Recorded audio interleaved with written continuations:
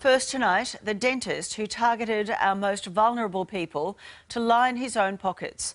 Joining me in the studio is reporter Steve Marshall with the results of this investigation. Steve. Thanks, Trace.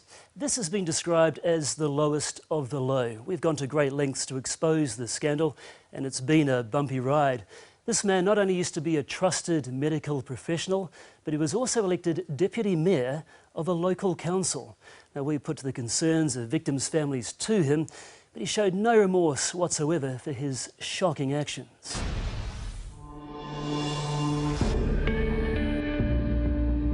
Have you got anything to say? Mr Istephan, have you got anything to say to the elderly you perform these procedures on? I'd like to ask him, does he have any regrets? Mr Istephan, have you got any regrets? Have you got any regrets, sir? Oi! What sort of legacy has he left for his children? To ask, has it all been worth it? What sort of legacy have you leaving for your children, sir? The relatives would like to know. Mr Kitab, oi! From high-flying dentist to builder's labourer. Meet Andrew Istephan, the one-time tooth and gum specialist who shattered the bond between dentist and patient. My trust in what I considered would have been a professional person. Just the horror for my mother. I'll get emotional.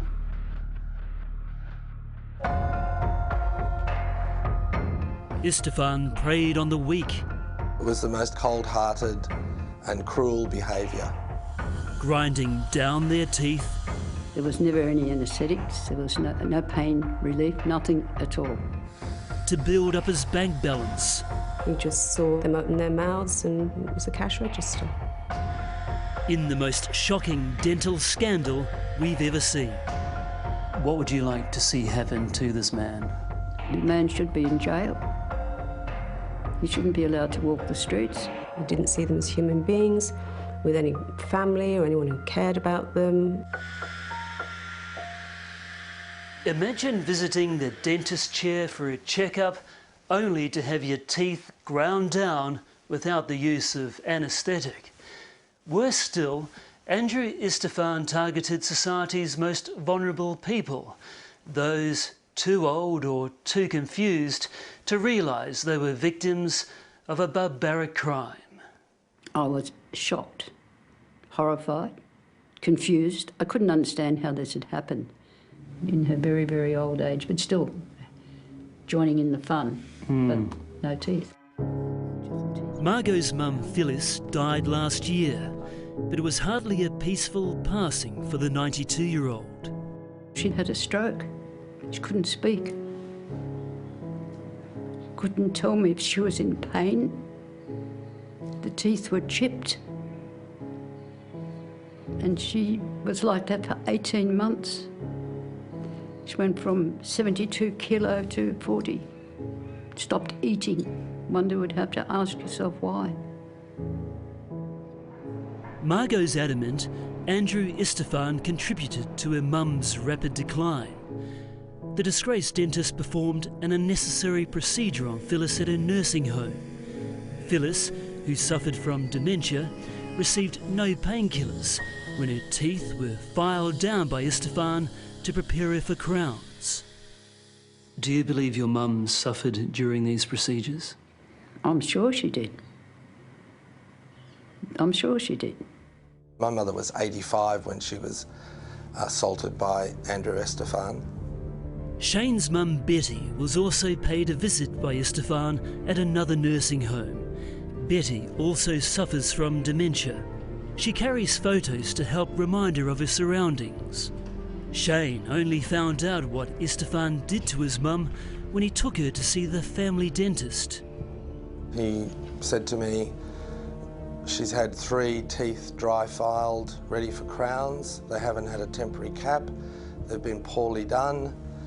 And he was appalled. Mum came back and she sat down and she said, they filed my teeth to points. Some lovely photos. Andrea's mum, Ethel, is another elderly patient to suffer at the hands of Istephan at a Sydney nursing home. She said that they filed my teeth like cannibals. I thought, what what's she on about here? So I got up and had a look, and they'd actually filed, she'd only got 5 teeth or so at the bottom, and they'd actually filed them down ready for crowns. She said, they're going to give me crowns. It's a scam on a scale like we've never seen before. It all started when a company called Elderlink offered free dental services to residents at nursing homes under a federal government-sponsored scheme. Andrew Istephan was contracted by Elderlink to carry out dental work on eligible patients. Elderlink claimed up to $4,250 from the government for each patient Istephan treated. The now defunct Elderlink and Istephan split the profits. It was a premeditated plan to get as much money from the Medicare system as possible. It soon became a booming business. Old folks were rolled into makeshift treatment rooms in nursing homes across Sydney. What was supposed to be consultations quickly became unsolicited procedures. To save time, Istephan didn't give his patients anaesthetic. He slapped crowns on perfectly healthy teeth, all in the pursuit of claiming just over $4,000 per patient under the government scheme. All the years she's been going to our dentist, and there's never been a problem with the remaining teeth she had. And here we go, 15 minutes, and the teeth are filed, and she was going to be given crowns. So it was even worse that he wasn't even attempting to correct what he could have seen as a problem. They're perfectly healthy teeth. If you're struggling with Istephan's antics as a dentist, then it gets worse. While he was filing down old folks' teeth, Istephan was also climbing up the ranks of the local council. It's hard to believe that this discredited dentist was also the deputy mayor of the Hurstville Council in southern Sydney. Oh, he's clearly without any moral compass whatsoever. It wasn't what we expected, and we'd never expect that from a professional. Istephan is a qualified dentist, but his assistant, Harry Kutavis, isn't. Kutavis is a Sydney optometrist who operated the conveyor belt of unsuspecting patients. He also assisted Istephan during those hellish procedures on old folks.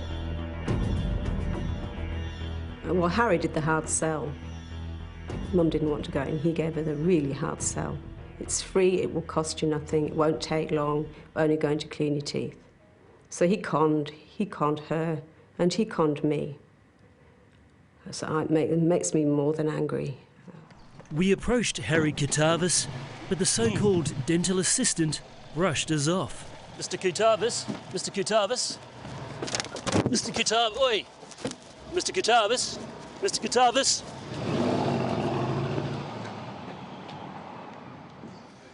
Andrew Istephan, Channel 9 The Current Affair. I'd like to talk to you about the operations you did on elderly folk in nursing homes. You got anything to say? Istephan is also keeping tight-lipped. Mr Istephan, have you got anything to say to the Suspended from practicing dentistry and forced to quit his deputy mayor's post, Istephan now works for the family building business, a trade perhaps better suited to his handiwork. Istephan and his dentist drill took just minutes to prepare his patients for crowns, a procedure that dentists say would usually take up to an hour. Have you got any regrets? Have you got any regrets, sir? Oi! That's Andrew's little brother, Anthony, with the big shove-off. Have you got any regrets, sir? The separated father of 3 was found guilty of 5 counts of assault. During sentencing, the judge said Istephan performed the dental procedures without consent, without anaesthetic, and the grinding down of teeth was unnecessary and inappropriate. Istephan escaped jail and is serving a 2-year intensive corrections order. The punishment requires him to undertake 32 hours of community service every month. The punishment to me is just like that's an insult. It is absolutely insulting to all of us, but particularly to those that, you know, had that type of dental treatment. Istephan was due to face trial on 7 remaining charges. But instead he sensationally pleaded guilty to 3 of assault occasioning actual bodily harm. But that's just the tip of the iceberg. A current affair can reveal Istephan carried out hundreds of procedures on elderly patients, extracting hundreds of thousands of dollars from the now defunct government dental scheme. But many of Istephan's victims suffer from dementia and Alzheimer's, so establishing whether they gave consent is near impossible. Or sadly, others have since passed away. Just sitting down in a dental chair doesn't mean that you're actually consenting to have treatment. Deb Cockrell from the Australian Dentists Association says Andrew Istephan is not a member of the ADA. She has this advice for relatives and nursing homes who organise dentistry on behalf of the elderly. If you're going to visit a dentist with someone who you're caring for, would be to look for our little logo on the door. If that logo is there, then that dentist is a member, and issues such as consent are consistently provided as educational opportunities for our members. Here's a photo of her with my dad, which is great photo. It's a beautiful photo, yeah. Isn't it? She looked really happy. None of the relatives of victims we spoke to blame the nursing homes for allowing Istephan to slip through their doors. After all, he provided the appropriate credentials. But it did take 18 months of proper dentistry to fix Ethel's teeth.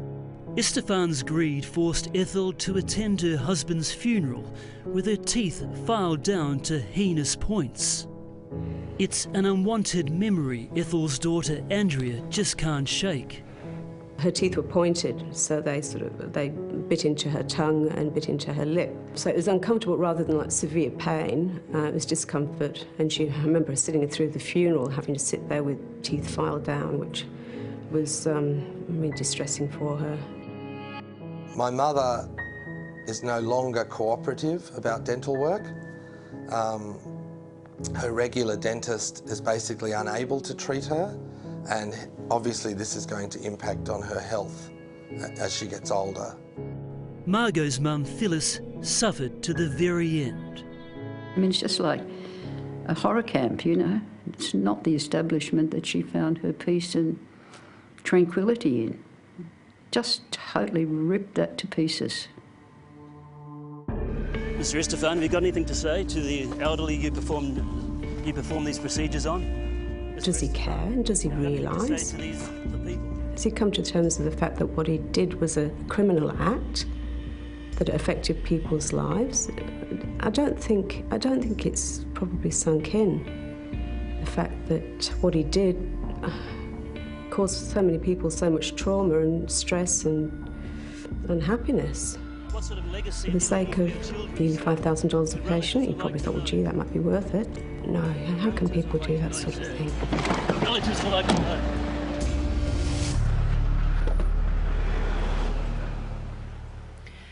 Andrew Istephan will be sentenced in December for those assault cases to which he pleaded guilty.